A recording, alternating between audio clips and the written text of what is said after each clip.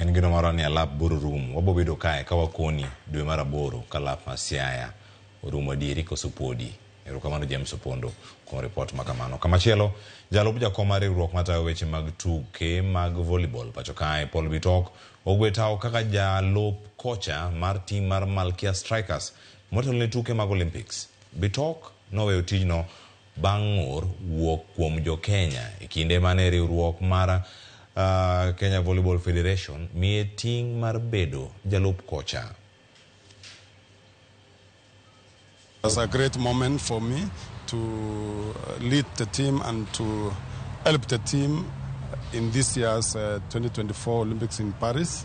And due to some concern and complication which came in concerning my appointment as coach for this competition, and at the same time being deputy president. I think it was a conflict of interest, and it's unfortunate because it happened when I had already qualified the team, and I indicated earlier that I will be leaving Malaika Strikers immediately after the Olympics.